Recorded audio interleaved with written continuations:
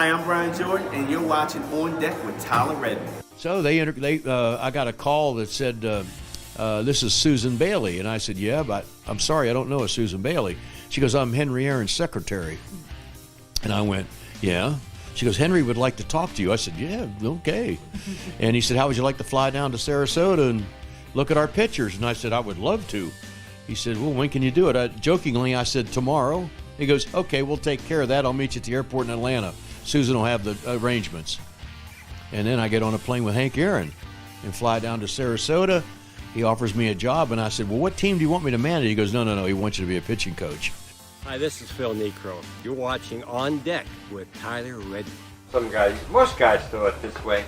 Put the ball back in here, hands come around, and these two fingers come into the ball, and stiff wristed, no follow throw, and just a little up and goes in the bat. I hope there's no rotation on. The ball comes in there and doesn't bother. It doesn't never do the same thing twice.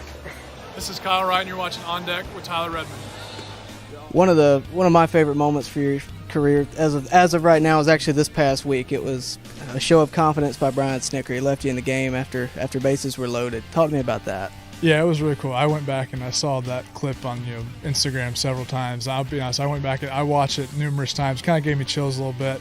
It was just really cool. I was kind of lost my command a little bit there. Still made some good pitches, but was definitely getting a little tired. So whenever he said basically left me in the game, I feel like that kind of gave me what I needed to get me over the hump to make a good pitch, get a ground ball back to me, and get out of that inning. This is Matt Olson. You're watching On Deck with Tyler Redmond. Yeah, it's a pretty cool experience. Not everybody gets this opportunity to kind of set up their roots and be somewhere long term that they grew up and have family and friends. So it happened pretty quick there in spring training, and it was just an opportunity that my wife and I and my family thought that we couldn't pass up. So just jumped on it, and it's been a blast. Says, Chief, why don't you race Ralph Garr? I said, okay. Said, Ralph Garr wants to race you too.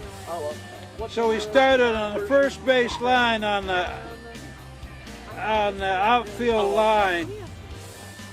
We started, bam, took off running. I beat him by 3 foot. Mike Fulton-Evers here. You're watching On Deck with Tyler Redmond. I'm Kelsey Wingert, and you're watching On Deck with Tyler Redmond. Hey, this is Andrew Jones. You're watching On Deck with Tyler.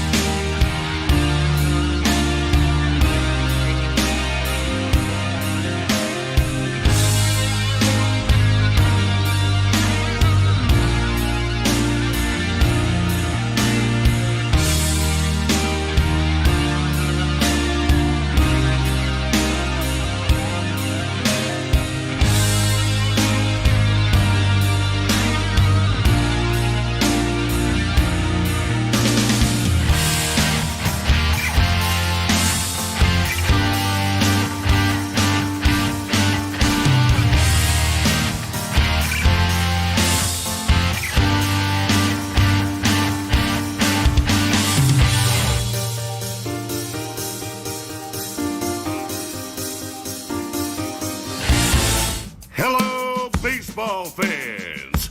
You're watching On Deck with Tyler Redmond.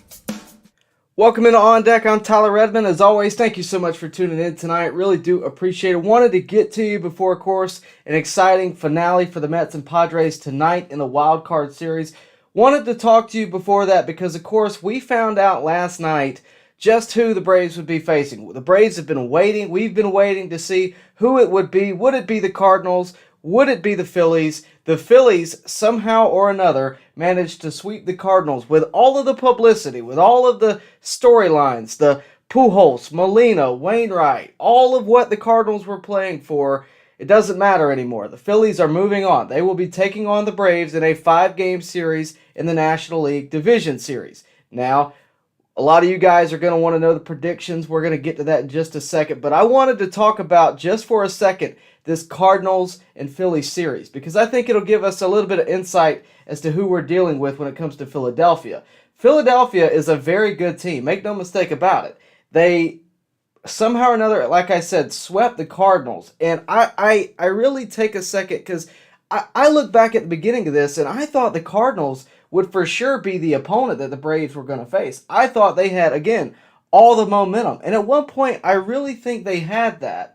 Flashback to Game 1 for a second. They were up 2-0 in Game 1 in the 9th inning, and they couldn't shut it down. I look back as to Cardinals manager Oliver Marmol brought in Helsley in the 8th inning for a 5-out save. I look back at that move specifically, and I question it. I questioned it when it happened. I thought, ooh, I don't know if I would have done that. I might have just went and got my 8th inning guy and then brought in Helsley. And, of course, Helsley comes back out for the 9th inning, doesn't really have it, and couldn't get the job done. The Phillies, somehow or another, put up 6 runs to win Game 1. I said to myself right then, I said to everybody that was in the room with me, the Phillies just won this series. No doubt about it, the Phillies are going to win this series because not only did they win Game 1, you burned your closer in Helsley. You also wasted your 8th inning guy, really, because he threw a lot of pitches and still could not put the Philly offense to rest. And, you can tell me that it's, this or that, but I look at that game, I look at that moment, that decision specifically, and I wonder, could that have been the moment that the Cardinals lost the series? In my opinion, that's what gave him the leg up. Maybe it goes to 3 games and the Phillies still win, but that game should have been won. Make no mistake about it. I think the Phillies took the momentum right there. So, with that said, I could have never imagined that that's how that series would have gone.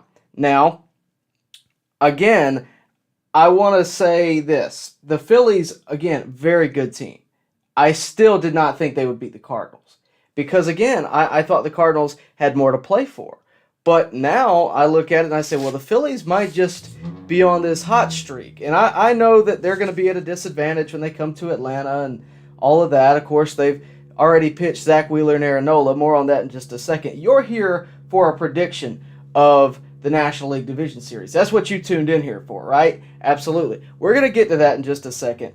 And before we get into that, I want to take a look at this year between the Braves and the Phillies because it's been actually pretty competitive between these two teams because I look at this series, the Braves are 11-8 against the Phillies this year. The Braves won the head-to-head matchup, in pretty, they won it in good fashion. It wasn't close. It was 11-8, 6-3 at home and 5-5 on the road if you're into that kind of thing.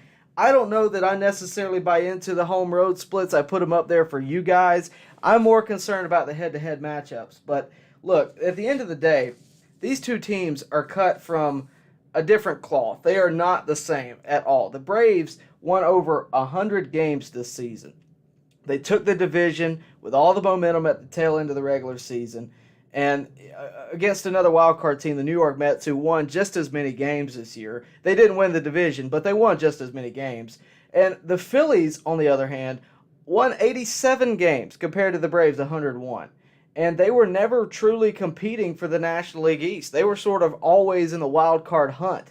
And they sort of, at the last minute, overtook the wild card spot. And based on that alone, the Braves are the obvious favorite. But keep in mind that the Braves, of course, they are the favorite, but the Braves have been sort of in the same position that the Phillies are in. They were not the favorite last year to go on to the World Series and win the World Series. Of course they weren't, but they did. And the Phillies, again, a good team. They are competitive. They have good pitching. And of course, they're at a disadvantage after the wild card, but this is, again, still a very good team. Now, again, the Braves are the favorite. Not to mention, I mentioned this earlier, Zach Wheeler, Aaron Nola, neither of them will be able to pitch Game 1, and neither of them will really be able to pitch Game 2 on regular rest. They're going to be on short rest even in Game 2. So, on the other side of the coin, Max Fried is your likely Game 1 starter. He's going to be well rested. Kyle Wright is your likely Game 2 starter. He will be well rested. The word is still out there on Spencer Strider. We're going to talk about him in just a second. But as of right now, if Strider's unavailable, Charlie Morton will be Game 3. And again, he will be well rested. So the Braves are set up well for this series. The biggest question marks for Atlanta, I just mentioned one, Ozzie Albies and Spencer Strider. It's looking like the best case scenario for Ozzie Albies is that he comes in the National League Championship Series if the Braves were to go that far. That would either be against the Dodgers, the Padres, or the Mets. We'll find that out tonight. But for sure, that is what's looking like the best case scenario. He's still wearing a cast.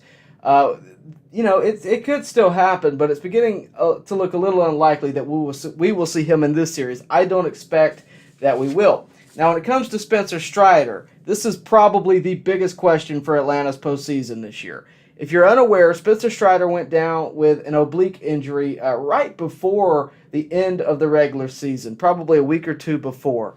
And a few questions surround Strider when it comes to not only this series, but really the postseason as a whole. Number one, is he healthy? Can he pitch at all?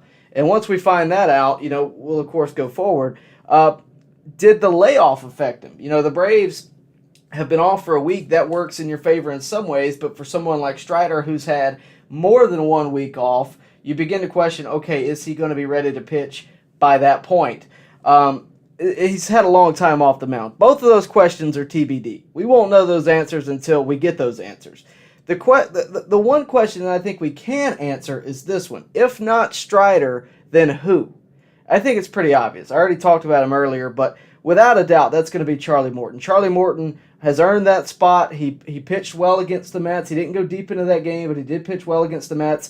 But beyond that, guys, what Charlie Morton has done in his career, the postseason heroics that we in Atlanta have seen, the Rays have seen, the Astros have seen, we know who Charlie Morton is on the mound. He is a competitor. He is a veteran. More importantly, the postseason experience that he has is unmatched when it comes to anyone else in the starting rotation. Charlie Morton will be your Game 3 starter if Spencer Strider is unavailable. That being said, if you're wondering how Charlie did against Philadelphia this season, which is a fair question, the Braves were 3-2 when Charlie on the mound was on the mound against Philadelphia.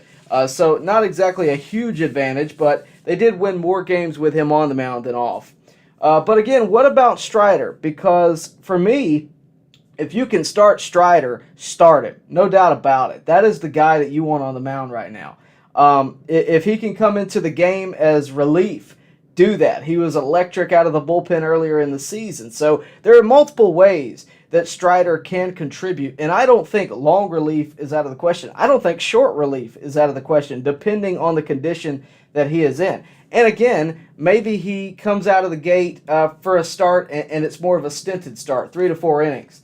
Whatever he can contribute, if the guy can pitch innings and not allow the other teams to score runs, then I think he can be used. And I would love for Strider to be ready to start Game 3 or even Game 2 if necessary. But it's important to remember that this series, the NLDS, the NLCS, and the World Series are all about exploring depth in teams. They're all about showing what team is built to last. And make no mistake, the Braves have depth. They have it in pitching. They have it in the field. They have it, wherever you want to look, they have it. They have it in the starting rotation, the bullpen, the lineup. The Braves have depth. And in the starting rotation, for just a second, obviously Max Fried, Kyle Wright, Spencer Strider, Charlie Morton, Jake Odorizzi. That's your basic starting rotation. Don't forget about the guys in the minors. Bryce Elder has been brought up. Would not surprise me at all if he made the postseason roster. Kyle Muller has been mentioned. I don't have a lot of faith in him being on the roster necessarily at this point. But Bryce Elder is a guy that I think you can lean to. The Braves have not released the roster just yet for the postseason. We will find that out, or for this series rather. We will find that out as soon as we can. But what I will tell you is this, based on what I've read, based on the articles that I've read out of the guys close to the source, it's looking like Odorizzi's going to make this roster. And it makes sense. Odorizzi has postseason experience. And that, guys, I know it doesn't sound like much, but that is just absolutely invaluable. You can't measure how much that affects, a team's, ability to win in the postseason. That experience, if you've never been there before, if you've never experienced, I highly question you on the mound. Odorizzi is something that I think is going to make some of you upset, and I understand it, but it's also, it makes sense from a managerial perspective. This is a guy on your team. He's pitched well at times. He's pitched bad at times, but he does have that postseason edge, and you got to give it to him. So we will see how Odorizzi does.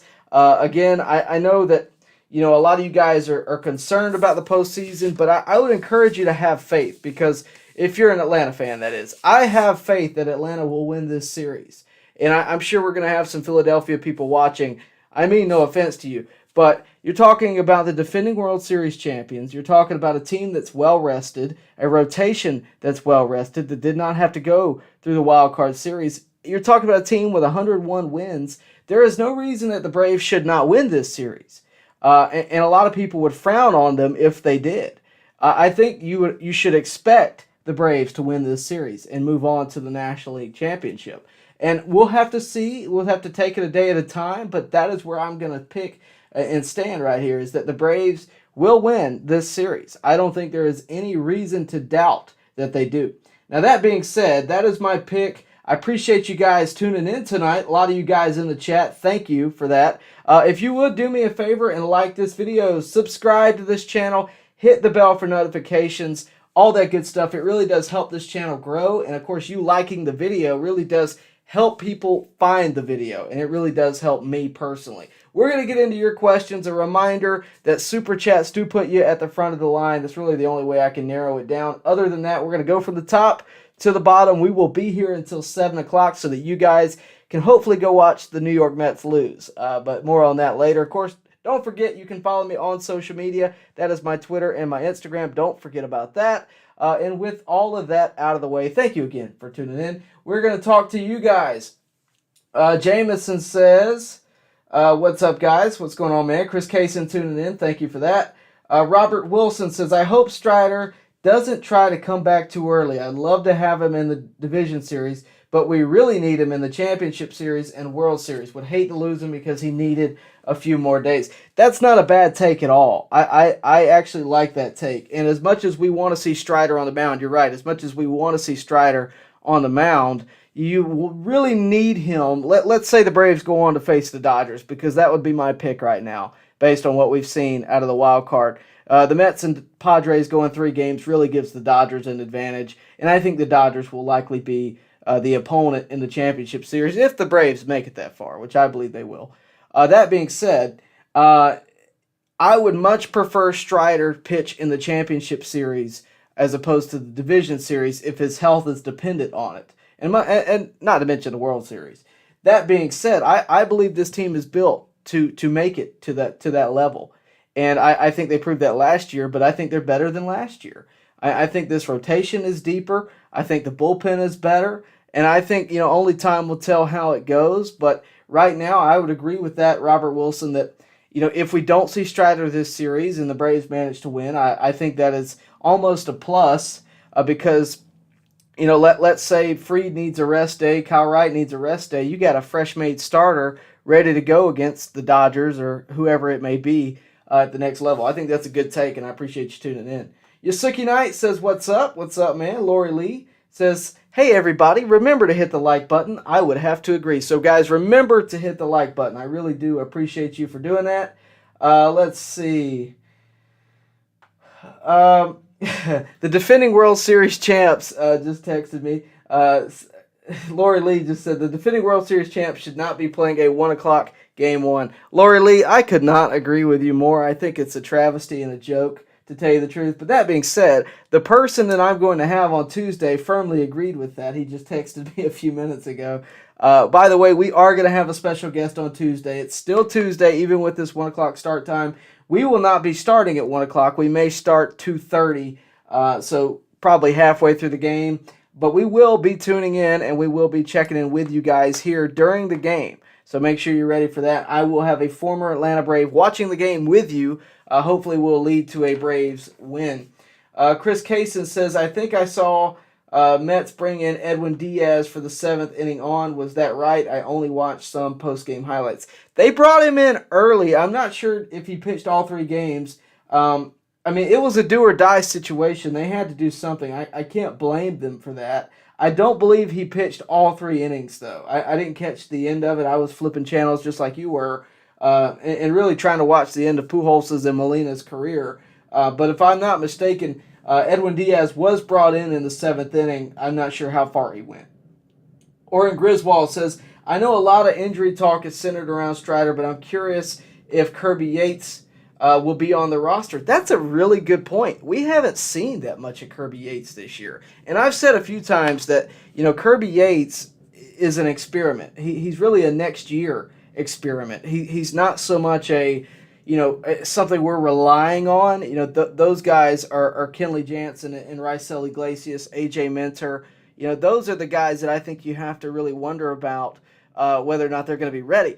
Kirby Yates may or may not make the roster. I would expect that he would. But remember, whatever he does next year is really what he's being brought in for.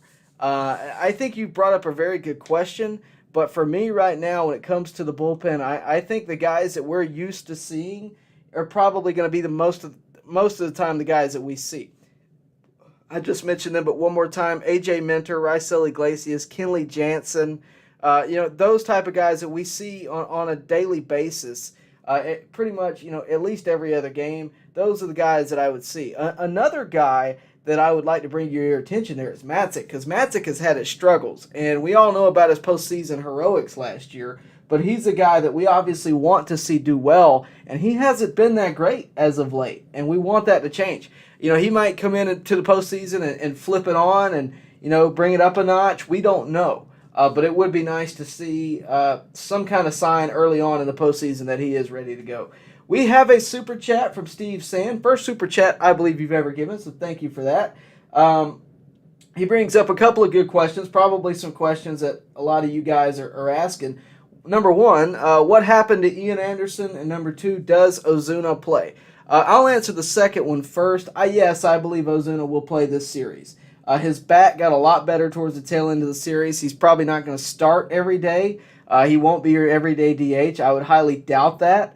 Number 1, he's getting paid to be there, a substantial amount, so that's going to factor in. And I know it's the postseason, money shouldn't matter, but it does.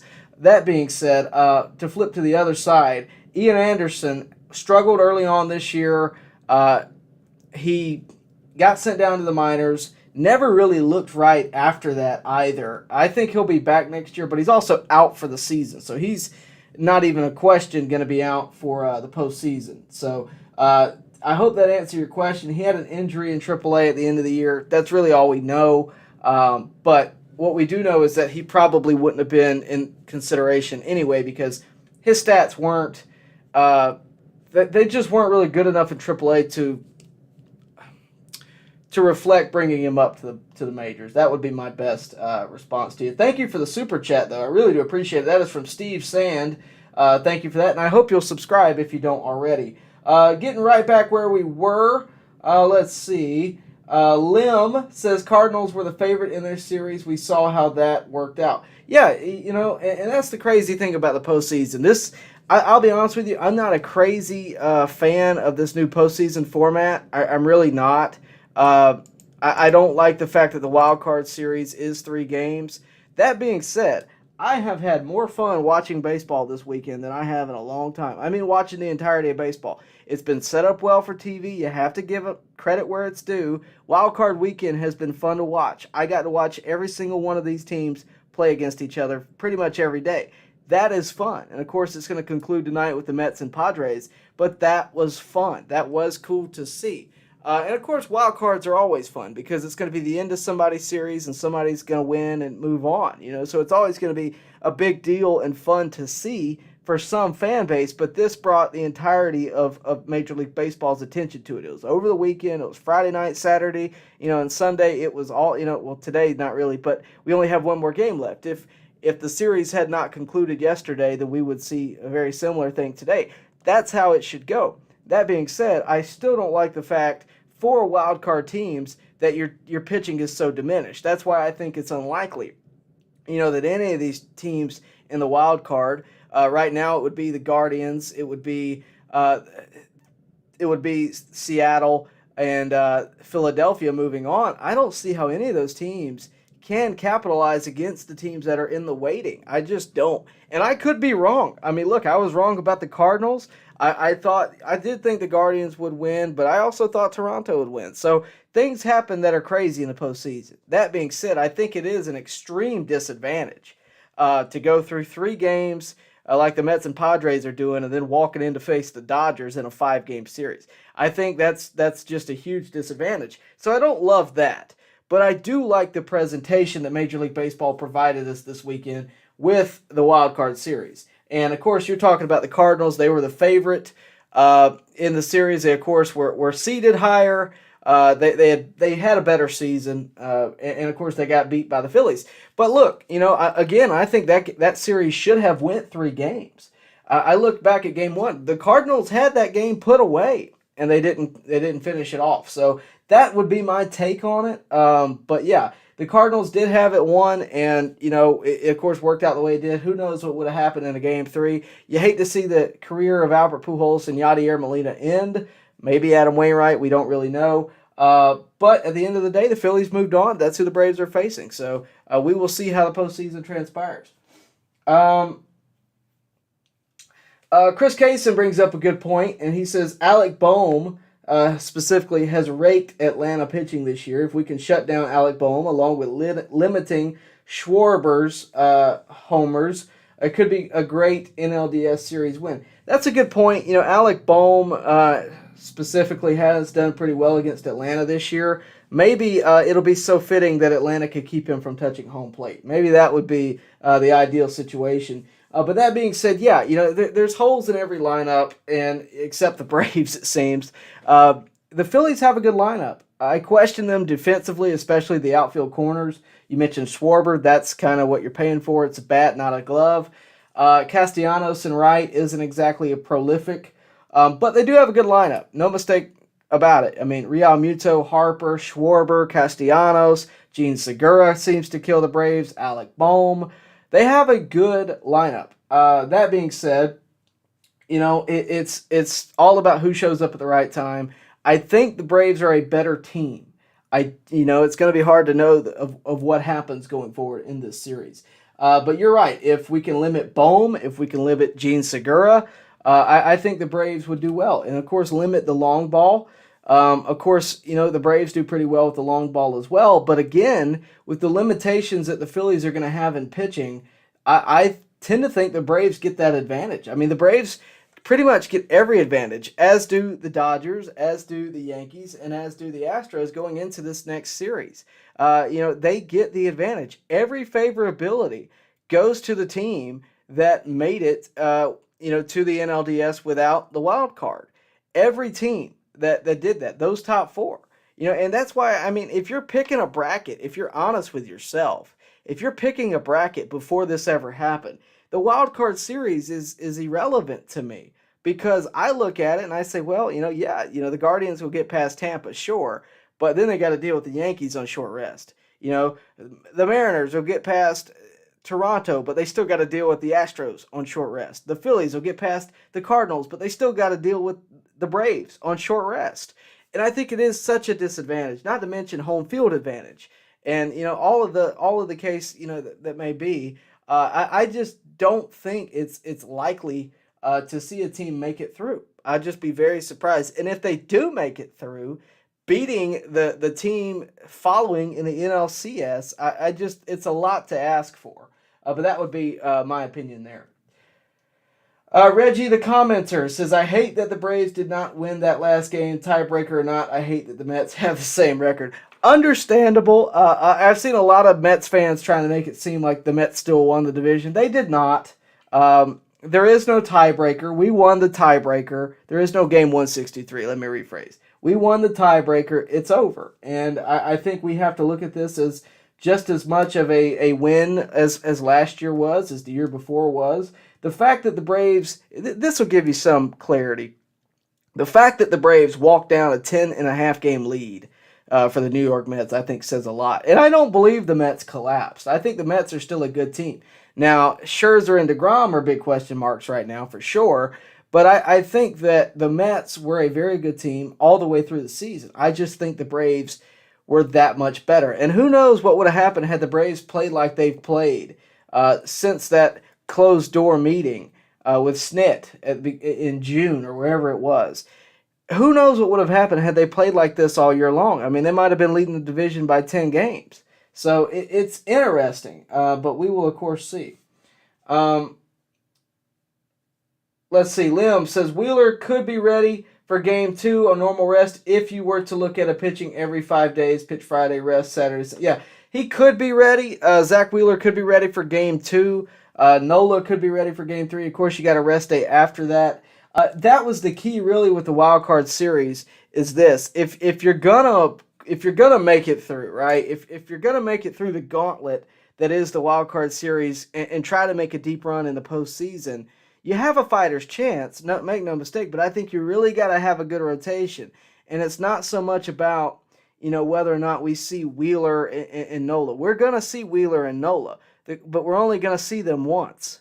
The Phillies, if it got to a Game 4 or Game 5, may see Fried twice. They may see Fried twice. And of course, in a Game 5 situation, it's all or nothing. The Braves are going to, empty their pocketbooks and go with everybody. That's the real advantage. It's not so much that you're not going to see these guys. You're going to see them. We're going to see Wheeler and Nola in Game 2 and Game 3, of course. By the way, in case you didn't know, Game 1, Game 2 are both in Atlanta. There is an off day. Game 3 and Game 4 are in Philadelphia. That is on a Thursday and Friday, Game 3, Game 4. No off day on Saturday. The Braves and Phillies, if need be, will be playing Game 5 back in Atlanta. So the home field advantage is in Atlanta, obviously, and we'll see. Chris Kaysen asked a pretty good question. When would the Braves roster for the NLDS be released for us to check out?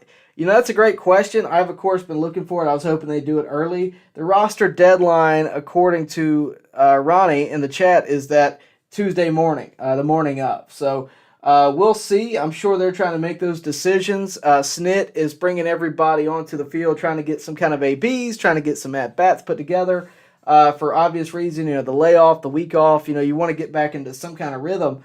And I'm sure they're going to make decisions through that. But the roster is not set as of what I know. I don't believe it is. I'm sure I would have heard by now. But we will, of course, update you on the community page, and if not, on Twitter and Instagram. So remember to follow right there. We retweet stuff that the Braves post that I think is important to you. I try to narrow it down. What you need to know, the postseason roster is obviously something that you would need to know. Moving on, Joe Mixon, the absolute number one question this series is the amount of innings Strider can give. Yeah, Strider is the biggest question mark. Ozzie Albies is a big one, but I think we can go ahead and kind of clarify that Ozzie Albies is unlikely to return this series. Maybe for the championship series, and really, who do you rely on more? Because Strider is not as easily replaced as Ozzie Albies is. No disrespect to Ozzie Albies, but his fielding is not quite as important as Spencer Strider on the mound right now. His bat can be... There are ways to work around one player being out in the field and in the lineup.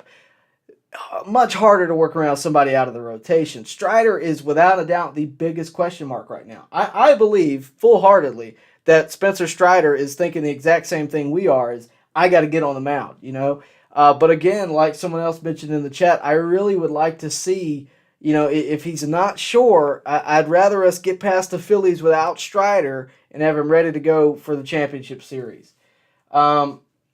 Steve Sand asked a good question. Fried, Wright, Morton, and then who? Odorizzi, more than likely for Game 4.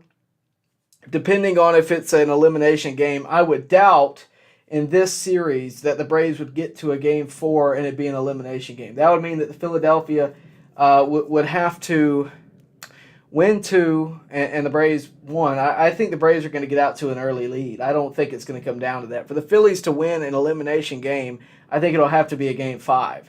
Because, again, you got Fried that's well-rested against the Philly number 3 starter, more than likely. You have Wheeler in Game 2.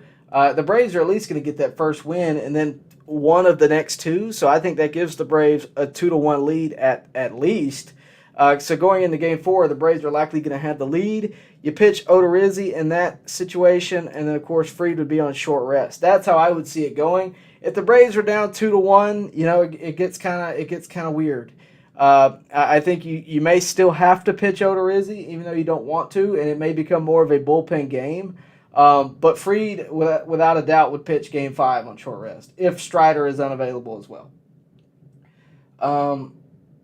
Bruce Taylor says Strider for the second game would be dynamite. It sure would, but I don't know if it's going to happen. We're going to have to wait and see. I think what we can hope for is Game 3.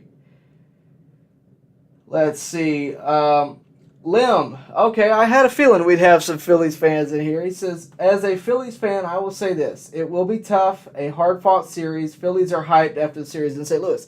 All the credit to Philadelphia. I really thought y'all were done for going in to face the Cardinals. Again, with all of what the Cardinals had to play for going into that series. I mean, that was what I thought. And I don't mean any disrespect, but with what with what we've seen out of those two teams, the way, frankly, Pujols' latter half was great this year. The Cardinals had the magic, it seemed. And I felt like they had the hype going into that series. Credit to the Phillies. You took it from them. You absolutely walked in there and you took it from them. Now, when it comes to the Braves, I think there is a much bigger difference than the Cardinals and the Braves this year. I would have taken the Braves just as much as I would have taken the Cardinals, or just as much as I would have if we were facing the Cardinals. And going into the Phillies, we've seen you guys a lot. I showed this graphic earlier. I'm going to show it again. We've seen you guys a lot. 11-8 is not exactly jumping off the page for, we're a better team. But the win column does. 101 wins compared to 87. I don't want to knock you, but I really don't believe that the Phillies are the better team. I think it'll be a hard-fought series. I think on both sides it'll be a good series.